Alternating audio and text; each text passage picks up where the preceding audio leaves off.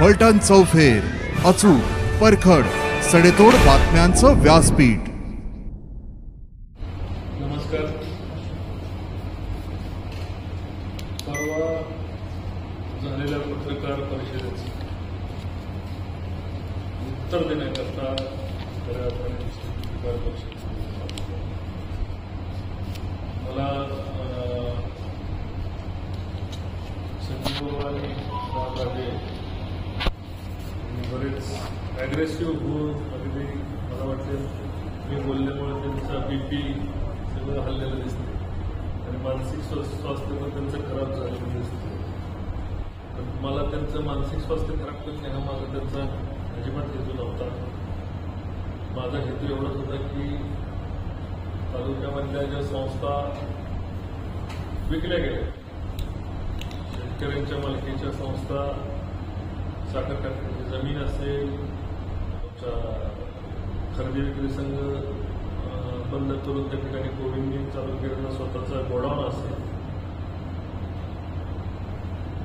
दूध संघाच्या विक्रीनंतर बँक पहिली आणि गोयंकाला विकली.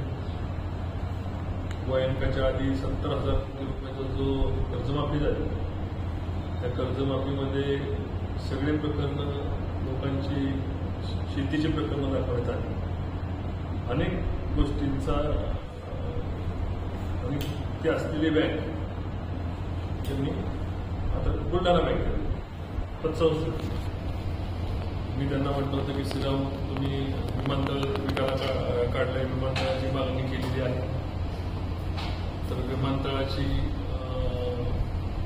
ते म्हणजे आम्ही आमच्या कुटुंबाने कुणी विमानतळ मागितलेलं नाही. मी जेव्हा बोलतो तेव्हा पुरावा असतात असल्याशिवाय मी बोलत नाही. त्यांनी असं सांगितलं की माझी खासदार च्या नावाने एक अर्ज आहे, त्या अर्जाची प्रत मला अजून बघायला मिळाली नाही.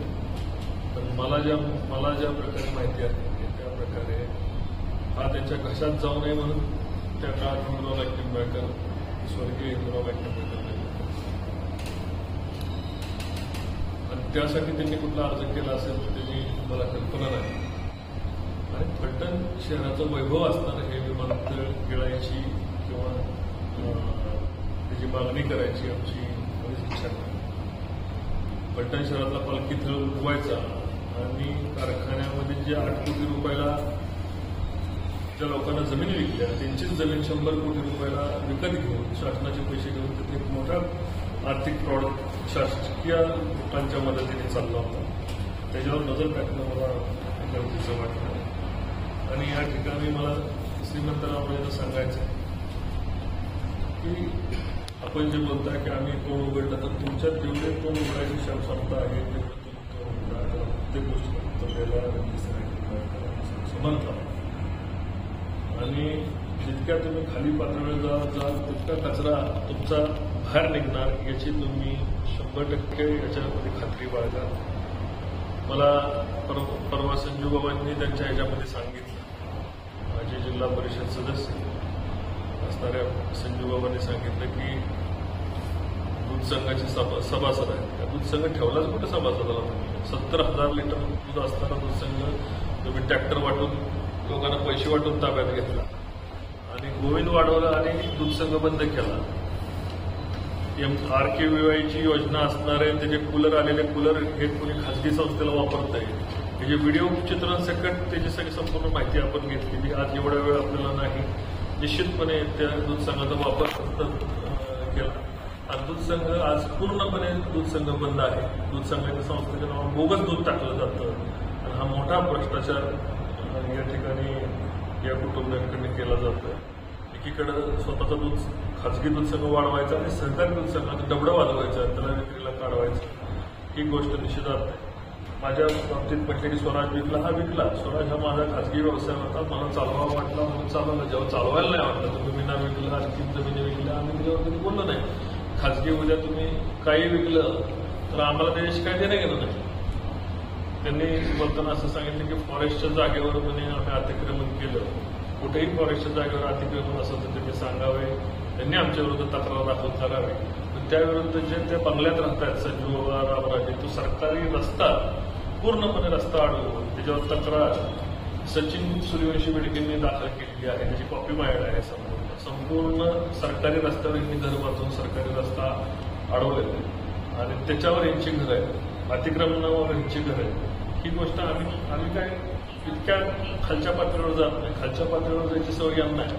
माझ्यावर, माझ्या कुटुंबावर, माझ्या बायकोवर जे म्हणतात ना पोलीस केसेस घालायला लावल्या, अपघात केला लावल्या, यांनी पोलीस केसेस घालायला लावल्या. खालच्या पातळीच्या 354 सारख्या विनयभंगाच्या तक्रारी यांनी दाखल करायला लावल्या माझ्या पत्नीवर, माझ्यावर एकत्र मिळून. आणि माझं कुटुंब कसं अडचणीत जाईल, माझं आज जे काही कोर्टातले प्रकरणं चालू आहेत ते ह्यांच्या फंडिंगने चालू आहेत. फलटण तालुक्याला माहिती नाही.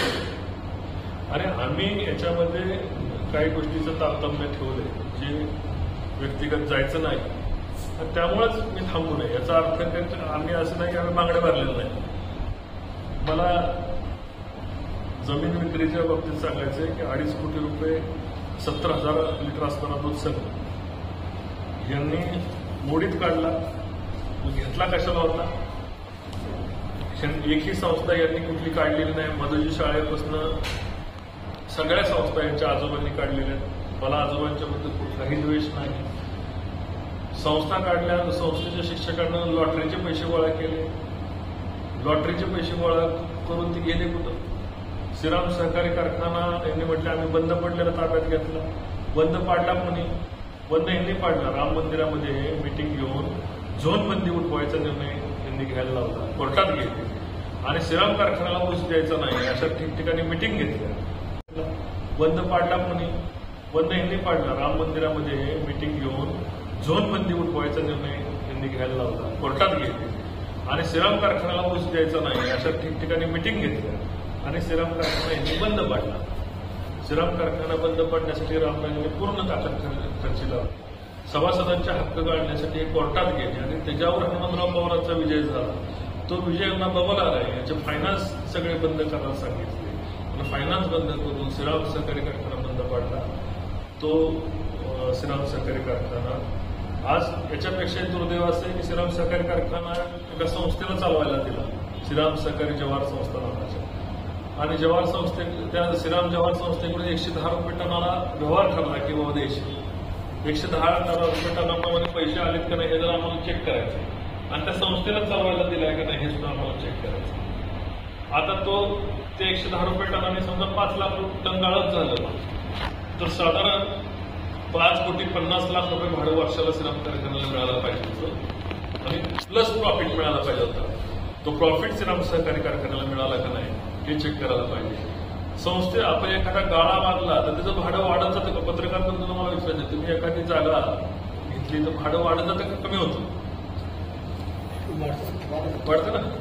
मी तुम्हाला पुरावा देतो. या श्रीराम सहकारी कारखान्याचं जे 6 कोटी रुपयाचं भाडं होतं ते केवळ 50 लाख रुपये यांनी करार केलं. हे 6 कोटी रुपये श्रीराम सहकारी कारखान्याने हे पैसे गेले कुठं? ते म्हणतात ना की स्वराज कारखाना काय करतो? स्वराज कारखाना लोकांच्या टाळूच्या मड्यावर तुम्ही खात नाही तुमच्या. तुम्ही शेतकऱ्याच्या हक्काचे पैसे खाताय, शेतकऱ्याच्या कष्टाचे पैसे खाताय.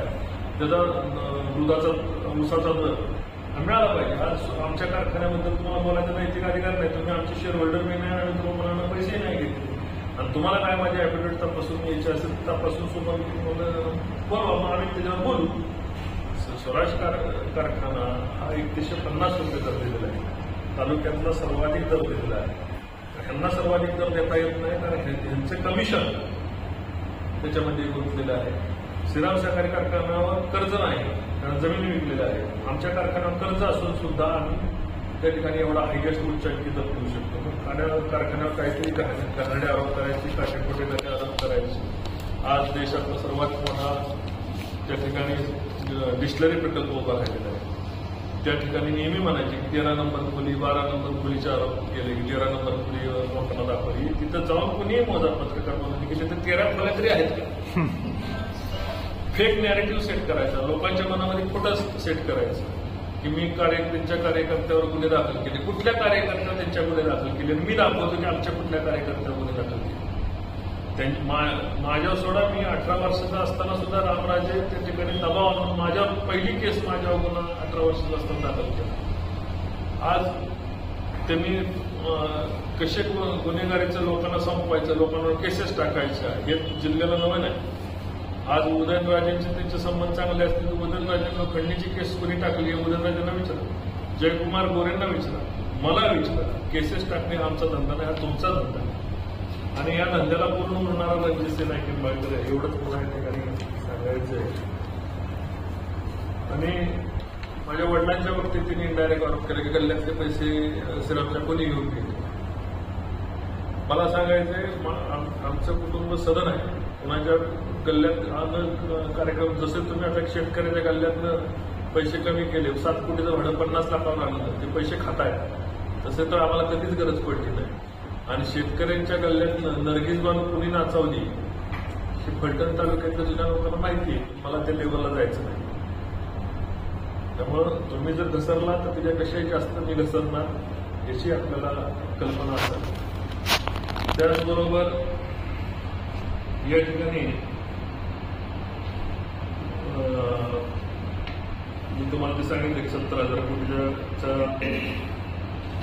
कर्जमाफी कसे बँक बसवली, बँकेला रिझर्व्ह बँकेने मॉनिटर, यांची बँक एवढी चांगली होती तर रिझर्व्ह बँकेने यांच्यावर निर्बंध का आणले होते.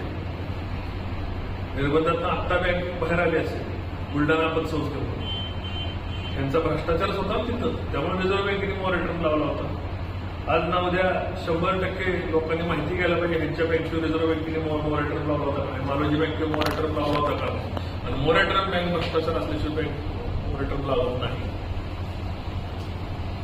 आपापल्या लोकांनी आपापले टीव्हीचं पद्धतीने बघायचं, मला त्याचं काय घेणं घेणं नाही. त्याचबरोबर नायकवाडी इथे या ठिकाणी आपण एमआयडीसी काढायला गेलो. नायकवाडीमध्ये माझ्या आणि माझ्या कुटुंबाची मिळून काय 10-20 एकर कारखान्याची 10-15 एकर जमीन असेल, निश्चितपणे जमीन आहे. पण त्या ठिकाणी माझ्या जमिनीसाठी मी उद्योग काढावा लागतो. मी एवढा तर मी नाही, ज्या ठिकाणी कोट्यवधी रुपये आम्ही स्वतः लोकांच्यासाठी खर्च करतोय. 25-30 एकर जमीन एमआयडीसी घालवायसाठी एमआयडीसी नाही करत. गेल्या सातत्याने 15 वर्ष मी त्या ठिकाणी प्रयत्न करतोय की त्या ठिकाणी पूर्व भागातील लोकांना रोजगार उपलब्ध व्हावा. ज्या ठिकाणी म्हणजे तुमचे नीरा देवगरचे खोटे टेंडर काढले, दाखवतो नीरा देवगरचे खोटे टेंडर काढले का काय काढले. नीरा देवगरचं काम जवळपास संपत आलेलं आहे, जे फलटण तालुक्यात आलेले. पुढचे टेंडर अजून उघडलेले नाही. ते तुम्ही तुमच्या नेत्यांच्या मार्फत टेंडर कॅन्सल करावे याच्यासाठी उपमुख्यमंत्री देवेंद्रजी फडणवीस साहेबांना भेटला होता. देवेंद्रजी फडणवीस साहेब त्याच्यावर निश्चितपणे खुलासा करणार आहे की कोण आलं पडले नीरा देवगरचे 937 कोटीचे टेंडर कॅन्सल करायचे. आणि मला स्वतः अजित पवार साहेब स्वतः म्हणत होते की मी आणि रामराजे टेंडर कॅन्सल करायला आणि कार्यक्रम रद्द करायला फलटणचा गेलो होतो. अजित पवार खोटं बोलणार नाही. अजित दादा पवार तुम्ही विचारा, अजितदादाकडे जाऊन बसले की माझं कसं होणार, तालुक्यातील लोक मला सोडून चालल्या, नीरा देवगरचं काम बंद पडलं पाहिजे म्हणून हे टेंडर रद्द करण्याकरता ह्याचा आटापिटा चालला. ज्यावेळेस मी खासदार झालो 15 दिवसात नीरा देवगरचं पाणी वळवलं. आणि जेव्हा यांचं सरकार आलं तेव्हा यांचे आमदार काय आणि हे दोन्ही आमदार असताना नीरा देवगरचं पाणी परत बारामतीकडे वळवलं होतं. त्याच्या वेळेस यांचा लाचारपणा आणि असणारी सत्तेसाठी असणारी लाचारी फलटण तालुक्याने यांच्या आमदाराची आणि यांची निश्चितपणे त्या ठिकाणी बघून आली होती. धंदा हा तुमचा धंदा आहे. आणि या धंद्याला पूर्ण होणारा रणजित नाईक निंबाळकर आहे, एवढंच पुन्हा या ठिकाणी सांगायचं आहे. आणि माझ्या वडिलांच्या बाबतीत त्यांनी इनडायरेक्ट आरोप केला की गल्ल्यातले पैसे श्रीरामच्या कोणी घेऊन गेले. मला सांगायचंय, आमचं कुटुंब सदन आहे. कुणाच्या गल्ल्यात कार्यक्रम, जसे तुम्ही आता शेतकऱ्याच्या गल्ल्यातनं पैसे कमी केले, 7 कोटीचं भाडं 50 लाखावर आणलं, ते पैसे खाताय, तसे तर आम्हाला कधीच गरज पडली नाही. आणि शेतकऱ्यांच्या गल्ल्यातनं नर्गिस बानू कुणी नाचावली हे फलटण तालुक्यातल्या जुन्या लोकांना माहिती आहे. मला त्या लेवलला जायचं नाही. त्यामुळं तुम्ही जर घसरला तर त्याच्यापेक्षाही जास्त मी घसरणार याची आपल्याला कल्पना असावी. त्याचबरोबर या ठिकाणी मी तुम्हाला ते सांगितलं 70,000 कोटीच्या कर्जमाफी कसे बँक बसवली, बँकेला रिझर्व्ह बँकेने मॉनिटर, यांची बँक एवढी चांगली होती तर रिझर्व्ह बँकेने यांच्यावर निर्बंध का आणले होते. निर्बंधात आत्ता बँक बाहेर आली असेल, बुलढाणा पतसंस्था, यांचा भ्रष्टाचारच होता तिथं, त्यामुळे रिझर्व्ह बँकेने मॉनिटर लावला होता. आज ना उद्या 100% लोकांनी माहिती घ्यायला पाहिजे ह्यांच्या बँकेवर रिझर्व्ह बँकेने मोरॅटोरियम लावला होता का नाही, मालोजी बँकेवर मोरॅटोरियम लावला होता का नाही, आणि मोरॅटोरियम बँक भ्रष्टाचार असल्याशिवाय बँक मोरॅटोरियम लावत नाही.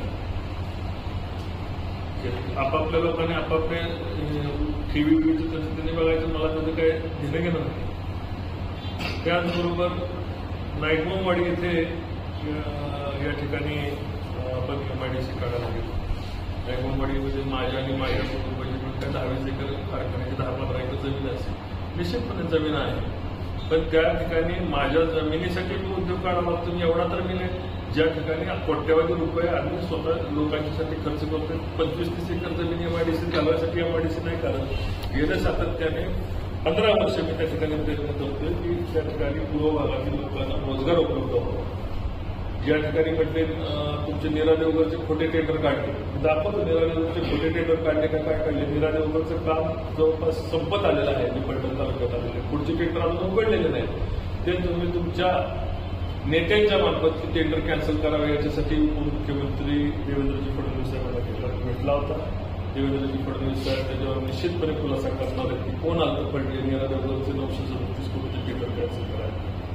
आणि मला स्वतः अजित पवार साहेब स्वतः म्हणत होते की मी आणि रामराजे टेंडर कॅन्सल करायला आणि कार्यक्रम रद्द करायला फलटणचा गेलो होतो. अजित पवार खोटं बोलणार नाही.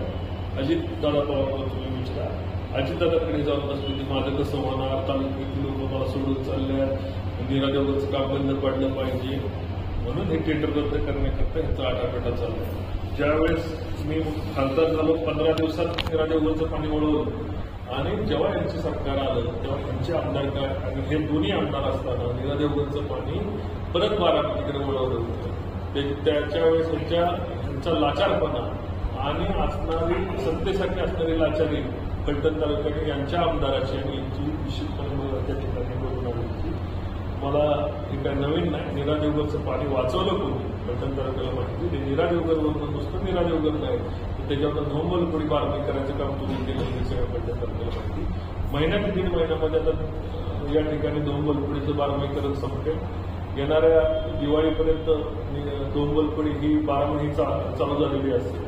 हे काम तुम्हाला त्या खात्याचे मंत्री असतात, गेल्या अनेक वर्ष त्या खात्याचे मंत्री होतात, पण तुम्ही कुणाच्या तरी जोडे बसत असल्यामुळं की तुम्हाला नोंबलपुरी बारमाही करायची नव्हती, तुम्हाला नीरा देवगरचं पाणी आणायचं नव्हतं. त्या खात्याचे मंत्री, मी मंत्री पण नव्हतो, मी साधा खासदार होतो, त्या खात्याचे कॅबिनेट मंत्री असताना तुम्ही ते दोन्ही प्रकल्प केले नाही, दोन्ही प्रकल्पाचं पाणी आणलं नाही. नीरा देवगरचं पाणी फलटणच्या विषयावर येऊन थांबतं तरी तुम्हाला केलं. नीरा देवगरसाठी वेगळी पत्रकार परिषद घ्यायची असेल, वेगळी पत्रकार परिषद घ्या. त्यांना उत्तर द्यायला समर्थ आहे. मी पहिलंच उत्तर दिलं, त्याच्यावरच त्यांना धरण कुठेही माहिती नाही, किती TMCचं धरण येणार माहिती नाही, धरणाला पैसे किती खर्च झाले हे माहिती नाही. एवढंच त्यांचा अज्ञानी माणूस जो या माणसाची अक्कल त्याच्यावरच कळली की हा त्या खात्याचा मंत्री होता का नुसता रबर स्टॅम्प होता की तिकडून बारामतीनं आदेश आली की सही करायची, मग लवासाला जमीन द्यायची झाली की सही करायची.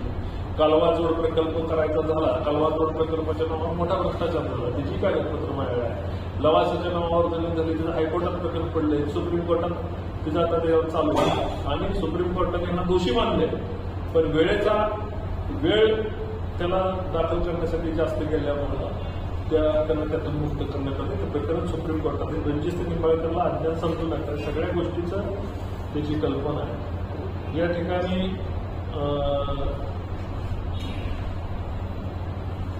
त्याच्यानंतर 75 HP मोटर सोनगाव इथे जाऊन बघायची, कुणाची बेकायदेशीर चालू आहे. माझं तर 75 नाही 100 HP असो, मी MSAB कडनं लाईट घेऊन चालू करतो. बिना लाईटची मोटर सोनगाव बंगल्यावर कुणाची चालू आहे त्यांनी बघायचं.